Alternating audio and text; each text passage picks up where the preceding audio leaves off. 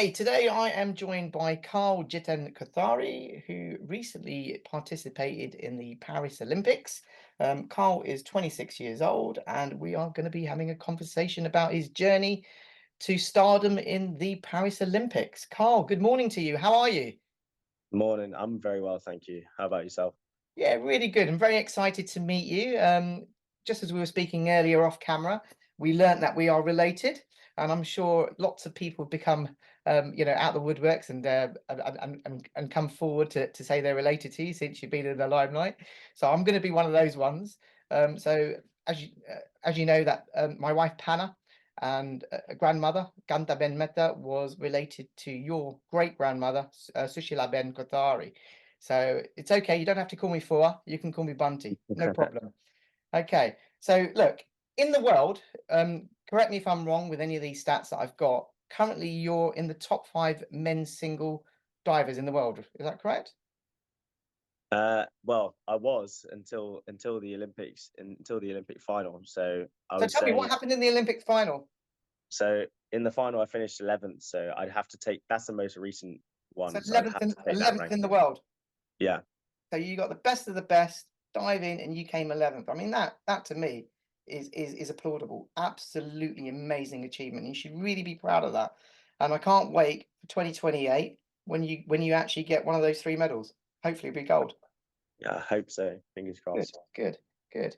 So tell me about your journey in terms of diving. I mean, it's a very unusual kind of sport or occupation to kind of get into for someone from an Indian ethnic background. I mean, most parents push their children into academics to become doctors, lawyers, accountants, but you've ended up becoming a diving coach. How did that all happen? Well, I mean, my dad was extremely sporty when he was my age. So I think with me and my brother, he used to take us to like made us try every sport underneath the sun when we were kids. And then obviously I just had a affinity as a kid for gymnastics. So they let me do that, 1 2 days a week, and then that turns to 3 and 4 just because I loved it so much. Um, and then it gets to a point where you get when they realized I had a talent for it. I was sort of in sort of junior gymnastic in like the sort of GB squad as a junior, and then when I was around 11 years old, um, my a leaflet came around in my school talking about like some talent testing um, train for making Olympic divers basically. And my dad was like, "Oh, you should go to the trial and just see if you like it or not." And that's basically how diving started. And then I slowly, when I was about 11 years old, transitioned away from gymnastics into diving because I did 1 day a week of diving and then loved it. Started doing two, and then I was doing 3 days of diving and 4 days of gymnastics, and I had to make a choice at some point about which sport I wanted to do seriously. Because I'd reached like a national level at both, but if I wanted to take either to a higher level, I had to commit to 6 days a week of one of them. Um, and yeah, so I chose diving, and it's sort of just escalated since then. So But the how did you get chosen for the Olympic squad? How did that all happen? Um, so getting chosen for an Olympics is like it really is like a whole 4 year process, really. Like you have to there's in every sport you have a talent pathway, and there's if I to briefly summarize the one in diving, which probably is similar to most sports, it's you do a regional competition and you win that, and then you do a national competition and you have to win that, and then you might do your first club international and you have to show that you're a good junior there. And then they might send you to something like a junior Europeans or a junior worlds, and you have to win either of those. And then you do it senior nationals, and you have to show that you're one of the best in the country, and then you get selected for your first senior international. And then you have to do well there to show that you can bring it at the biggest stage. And then you have to do that like constantly for a few years, and then you have an Olympic trials where if you've got enough reputation and you do well on the day, then they'll select you. So like it's a lot of hurdles to jump through, and So if you miss any one of those, you won't make the team. so out of how many people nationally kind of they would have looked at before you got chosen? I mean, I read Oh, somewhere there was 70,000 people and you were chosen out of four. Was it four people out of 70,000? that was in the so when I moved from gymnastics to diving, that was in the school, that talent testing that they did. They tested 70,000 kids in Wow. my cohort. Yeah. Wow. Wow. Tell me about the two gold medals that you got in Rome, which was in 2022. That was the Euro Championship. That was Yeah. your first two gold medals, right? That was my first At a major competition. major competition. Yeah, it was my first two wins. They were so one of them was for mixed synchro, and the other one was just for men's 10-meter synchro. Um, both they're both synchro events. Are, I would say, slightly easier to do than in the individual events, and so it was a really good stepping stone to actually qualifying individually for the Olympics. Because it meant that I was able to show that I was able to just perform at a high level. Yeah. But I mean, it was one of those where we both went into the synchro thinking that we would at least medal. We weren't sure if we were going to win for both events, but the day just went perfectly, really. Both And that how whole did it make you feel getting those medals? I mean, it's funny. For me, at the time, I was buzzing on the day. Like I remember being on poolside, just absolutely like jumping up and down. I was hugging my synchro partner. Um, Were your parents and, there watching you, or were they at home? Your parents. uh, think no, I think they came out. They come everywhere. Yeah, Good. they make the effort to always come out. So was that would I be right in saying the first person you probably looked at was your parents when you kind of found out you won? Well, I wish I could, but some like most of the time because there's so many people in the Yeah, yeah, audience, I yeah. don't know where they're. I don't know Oh, where they are. really? But you knew they No, were there. That's the key thing. yeah, yeah, exactly. So Like, tell but me, it's one. how do you prepare yourself mentally before you go for these kind of championships or competitions rather? Um, What's your there's process? my process is a lot of it is making sure that the process of training is right first, so that I've done a block of like getting myself physically ready, then making sure How that I often feel do you train a comfortable. week? Sorry, how often do you train a week So for a we're, competition? we're training. It's always it never changes. So whether it's competition season or off season, we always train the same. It's 6 days a week, and we do about 26 hours in a week. Wow, it's a lot. So So a it's question a that my wife asked me to ask you, my wife Bunna, Mhm. she wanted to know where do you train, as in which pool do you use? Um, Stratford, and sorry, where is it? Stratford at the Stratford. aquatic You centre. go to Yeah, Stratford 6 times a week. yeah. So I make the commute. So it's about an hour and a quarter there. Then I train from 8:30 till 11. Have a lunch break, and then I train again 1:30 till 4, and then I travel home or Wow, coach in the evenings, depending. wow. No wonder you wear a Casio watch. Yeah. The other question she's asked me to ask you is why do you wear tape on your feet when you're diving? What's the purpose of the tape? Well, I actually didn't wear them for this Olympics, but I was wearing them before because I was having like an ankle problem, basically ankle stability. So it just helped me reduce the movement in the ankle. But that's why a lot of divers will wear tape on their feet. Yeah, yeah. So again, going back to is that your Casio beeping? No, it's all good. So look, going back to you prepping for a competition, I mean, do you do any mindfulness before you start? Kind of I meditation, have, thing like that? yeah, I mean, I have a set competition routine that I always do. And most of the meditation that I do is um, almost it's like posture work. I've been working with this guy who I actually met at the pool, who's a yoga teacher. Um, and me and him have been doing this thing called postural workout rewiring, which is basically like making sure that you're sitting in certain postures, um, and like elongating your spine and basically contracting your muscles in a way which takes your mind off your breathing.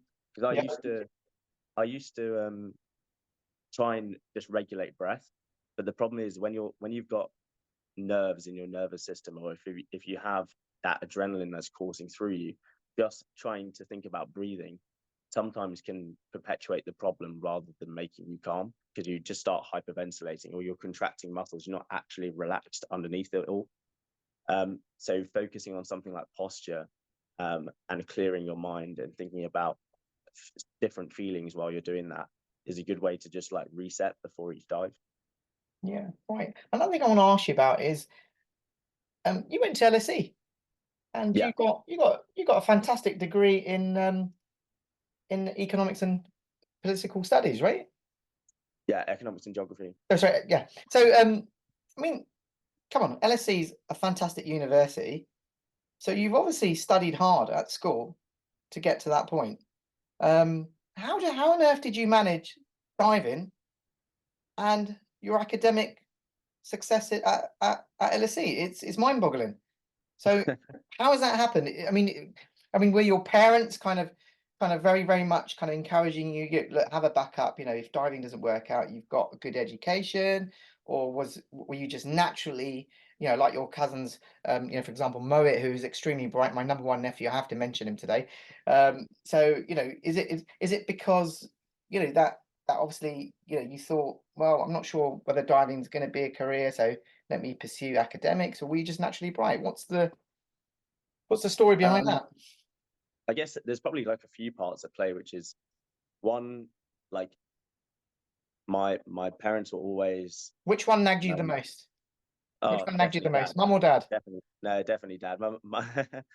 My dad was always pushing me to have a backup, because I mean he was very aware about how fragile sport can be, and um sometimes the next injury could be your last, especially if it's big enough and you're trying to make it to the top. um and but also I think you never know whether you're going to be good enough till you get there. Like even if you're, so when I was 16 doing GCSEs, I was ranked third in the world for under 18s. But even at that point, it's So you such were a ranked long, third in the world when you were 16, under 18. yeah, for under 18s, yeah. And the the problem is like even when you're that good as a junior, there's still a massive gap to making it as a senior. Like the level is still quite far apart. So you might be great then, but I know so many juniors that don't convert that potential talent into a good senior diver. Um, and so like I took time off, a little bit of time off to get good GCSEs. And when I was at school, I did my best to try and balance the A levels with this. I did the same amount of training as I do now, but I just did it with school and university. Um, it was definitely, but I knew it wasn't going to be forever. Like I was very busy for like 5 years, but um, it was it's not easy. Like I did not get a lot of sleep at university. Like I was doing probably far too much, trying to balance both. But I never wanted to sacrifice either. Like I didn't want to do a lesser degree to help my diving, and I didn't want to stop the diving because I wanted to see how good I could potentially get. Yeah. So I sort of burnt the candle at both ends for a few years. But I think the main thing was like I was lucky in that school came sort of naturally to me, and that meant that over time I got better at could get better at balancing the two. So like GCSEs, I wasn't great at it, but I got decent grades still because they're slightly easier. And then when I got to A levels, I was better at balancing it, and it meant that everything I'd learned from how to organize myself at GCSEs I could take through and then took through to university as well. So even after Um, university, you actually started a career with JP Morgan, right? You had an internship. yeah, Uh, so I had a big injury, and I yes, I was then reading about that earlier. You had yeah. quite a lot of injuries from 2015. Is that right? I think I read Yeah, that so somewhere. in 2014, that's when I was ranked third in the world Yeah, for and you kind juniors. of missed out on the Tokyo Olympics and Rio Olympics because of your injuries, right? Yeah, like every time I tried to get back, I got myself up to like sort of a good national level, senior national level. But because I was never able to sustain it, it meant I never made a trials, or I never But proved you just myself kept at a stage. persevering. You kept on training, and now you just participated in the Paris Olympics. I mean Yeah. that's remarkable. It's inspirational. And again, I mean, look, tell me a bit about your mum, Arti. I'm sure she's been a great inspiration to you in other ways? I know your dad is probably your main coach and your idol, and the person you look up to when it comes to diving and stuff. But what role does your mum play in your life, or has done in your life? I Apart from mean, making great chuck rugby. she doesn't make shark broccoli All for right, me. fair enough. I She, didn't think so I'm, either. I'm a, my nutritionist would kill me, I think. Yeah, I bet. I bet. Yeah, I bet. I bet. Um, I bet. no, I mean, look, through, I think part of what people need to understand is the fifth, like I would say a lot of getting to an Olympics is what my parents have done. Like there is a lot of knowledge in what it takes to raise an Olympian, I would say. Um, there's a lot of wisdom in terms of like what meals you're making, when like being able to support as much as possible, because the thing is like if you're trying to do that journey by yourself, especially if you don't want to sacrifice school or diving, or your whatever sport you do, you're going to need as much support as possible. And sometimes you have to be, it's weird, as an athlete you have to be quite selfish, um, to pursue your goal. And if your parents don't understand that, then they can cause friction at home. Like if you come home and like every time I come home, I was knackered. I didn't want to speak. Yeah. Like I didn't want to do anything. Like, Yeah. but my parents understood why. Um, they didn't expect me to have like excess energy or do things that I didn't want to do. They let me be selfish, if that made sense. Yeah. And they would support me in like, even the things that you think wouldn't matter. So like whether it be like packed lunches or making sure I'm getting lifts here and there, just basically trying to make my life as easy as possible so that I was able to just focus on two things and nothing else. Yeah. Um, And more recently, obviously, the fame that you've gained from being at the Paris Olympics, I'm assuming your dad's taken a lot of that off you in terms of dealing with kind of media approaching you, kind of etc. That sort of stuff, and that takes the pressure away from you. yeah, I mean, my phone during competition, my phone was just off for like 3 days, but Yeah. he's been my like a one man PR machine. Has he? Yeah. Fantastic. Fantastic. That's brilliant. That's brilliant. So look, what message do you have for other Oshwals, locally in England and abroad, because obviously we're a global group, that may want to pursue a career in some sort of sport? What message would you have for them? Um, I think my biggest advice I can give is that if you're doing it for the accolades and the medals, you'll never be satisfied. Like you'll hit that regional and you'll get to nationals, and then it's like, well, people only care if I do an international, and now people only care if I make the Olympics. And there's always that thing of one upping yourselves, and it never fulfills you each time. Um, my the biggest thing I've learned is if you don't enjoy the process of how you're getting there, you shouldn't be doing it. So yeah, you have to love it first. Um, and the thing is, everything you learn along that journey, it might seem when a result doesn't come off that you don't like you've gone to a competition, and if something doesn't go your way, you haven't lost everything you've learned to get there. It's not time wasted. Um, and I think a lot of people view sport as just, especially when they talk to me, like, because people only talk to you about your accolades, but really the things that the most important things and some of the biggest things that I've learned have nothing to do with the medals I've won. I don't think my medals just sit in a drawer, like throw them, pop them in. I never look at them again, really. Wow. It's not really the reason I do sport. I would say if you, and that's the thing, you have to, when you get to the top, sometimes it's knowing about it's knowing that you want the medal rather than that you need the medal. And I think that's a good mindset to have. Okay, another question for you. What advice or encouragement can you give to parents that see some sort of talent, sporting talent in their children? What would you say to them to encourage them to kind of push their children, like your dad has done with you, to pursue a career? I know academic, especially in our culture, is very, very important. But now time's evolving, people are changing. They are pursuing different careers that may not be the traditional ones. So what sort of advice would you give to parents? At first, you have to make sure your kids enjoy it. If whatever they're doing, Agree. they have to enjoy it, because Yes. it's not sustainable if they don't enjoy it from the start, even if they're good at it. And then if you do find that they're good at something, I would say, a firm hand in supporting, but don't force. The thing is, like, for example, when I transitioned from gymnastics to diving, I was already on the GB, like I was on that cusp of GB as a junior for gymnastics. Like, and as a kid, I'd already been sold on this gymnastics dream of making it to the Olympics. And obviously, knowing how many years it took me to get there, even as a kid, I didn't want to switch sport. But my dad at the time had the wisdom to say, look, you might as well give it a go, because I was still young enough that I could be good at something else. And he didn't want me to put all my eggs in that basket straight away. And it actually turned out to be this sort of sliding doors moment, really, because I don't know whether I would have made it to the Olympics if I'd stuck with gymnastics. And it's little moments like that where parents can have a real impact.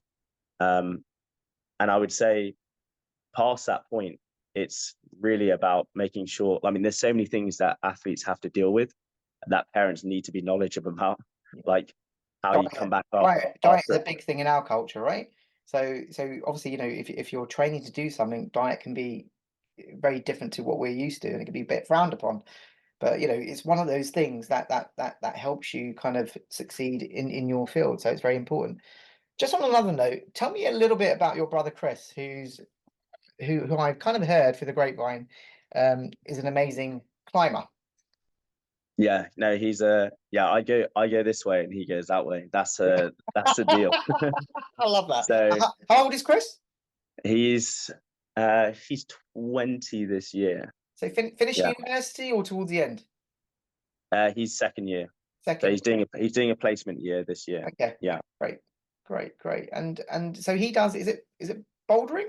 Is that what it's called? Yeah, he does bouldering, and a bit of lead climbing as well. And how good is he? But he's extremely good. He's going to he's actually got the World University Games in Slovenia in a few months. So we'll see how he does there. But he was on the GB team as a junior, and now he's trying to bridge that gap to the senior team. So just listening to you now, your dad Jiten must be amazing to produce two boys. I mean, how does he split his time between both of you? I mean, my parents are constantly on the road. Yeah, is your dad retired? Really are. Is your dad retired? Yeah, he's retired. He's retired. So his full-time job is being your coach and your brother's coach. It's amazing. Basically, yeah. I mean, both my parents, they're both basically retired now, and they just support me and my brother wherever we go. For them, yeah. For them, and it's great that they can see you both succeeding very, very well in your respective sporting fields. I was being a bit nosy and a bit cheeky, and I was looking at your Instagram page, and I've got to say, some of your pictures are quite racy. Racy. Yeah. Quite Yeah, I mean, and you've got a big female audience. Looking at your wonderful pictures, and I've seen some of the comments as well. Some of them are quite. Yeah, some of my Instagram is some of the comment section is kind of it's How does that make crazy. you feel? How does it make you feel? I mean, are you in a relationship or you just haven't had time? Yeah, no, I've got a girlfriend. Oh, there you go. So there you go. You've just upset probably about 500,000 people out there. Some of the some of the comment, like even Twitter as well, like it's one of those things that I think it's just part of being like having a profile in sport. Absolutely. Like something and being you in the get used limelight. to. Yeah, of course. But it's a positive thing, I think. The fact it is positive that people are following you. And I'm assuming that you post a lot on Instagram so people can see your journey. What's up next. For example, if I ask you, what's up next, Carl? What's the plan for you? I don't know how long of a career you can have in professional diving. I'm assuming you might do. I know you're a coach anyway, full time. That's your day job. So I'm assuming you may kind of follow in that vein. And I don't know. You tell me. Well, I would love. Thing is, I love coaching. I haven't done it full time for a few years because I've been focusing on my actual training. But I think the problem with coaching, especially within the UK, is that like even someone like me who's had so much experience, I would have to start coaching from like a level where I don't think my expertise is being used properly. Right. Like most of my knowledge is really about diving at the highest level. Like teaching basics, I'm not actually that good at because it's been so long ago for me. And so there's a bit of a mismatch there. And I'm not sure I'd love coaching that level. I mean, I love giving lessons to kids and things like that, but it's not what I love coaching. I think I got used to coaching like much harder dives and things like that. But it's definitely something I'll keep doing because I've had a squad of kids for like 6 years. And I've had the same squad, but they're sort of reaching that age where they're all off What to. age group were you teaching? Just out of curiosity. So I took this group when they were about, I think it's obviously personnel's changed, but there's about 8 kids and they were about 11, 12 when I started coaching them. And teens, yeah. So now they're all off to like university. So Wow. it sort of coincided with like they're all leaving the sport and I've just finished an Olympic Games. So everyone's on like a little holiday at the moment. Some of them are carrying it on at university, some of them aren't. Like it's a mixture, but it's been something I've loved doing over the years. So just a couple of questions before we wrap up the interview. So I would like to invite you. We've got a charity Garba that Nitu Shah's doing on the 29th of September. Would love to invite you and your family to that event, and hopefully you can say a few words that might inspire the youngsters that are coming to it. So I'll send you a separate email about that. Also, I think off camera, we kind of mentioned the vision board event in January. Again, I would love to invite you to that event. It's run by the Hemraj Goyal Foundation, by our friends Avnish Goyal CBE and Anita Goyal MBE. If you are free in January, please do come along. I think you're a great inspiration. I mean, you've inspired me. I'll tell you how much you've inspired me through your journey of being on Team GB. Give me 1 second. I actually went to the effort to actually create my own team. Look, I don't know if you can see that in the camera. It says Team Bunty. So I was going to ask you, would you like to join my team? Yeah, of course. If I get that's one of awesome. those. See, that's made my day. Even my number one nephew hasn't been asked that yet. But I have got one for him, so he's definitely going to be on Team Bunty, aren't you, Mohet? But listen, you've been an absolute joy to have a conversation with. I think you are full of inspiration. I have a huge admiration for your parents in terms of pushing you in the right direction. The fact that you've got a good foundation in academics and the fact that you're a phenomenal sportsman. I can't wait to see one of these big brands endorsing you and you being on television and billboards. I can see it in my head. It's going to happen. And, I really, really, truly hope the audience who are watching this follow you on Instagram. What's your Instagram page? It's just at Jiten Kothari. There you go. Please follow him. Watch his journey. This is one to watch. This guy, in 4 years' time, he's going to grab one of those metal medals and he's going to make all of us proud. Carl, thank you so much for a wonderful interview. Very honest, and it's been superb. And hopefully, we will be seeing you very soon at the couple of events I mentioned, or something else. All the best, my fella. I hope so. Thank you very much. Take care. Bye bye.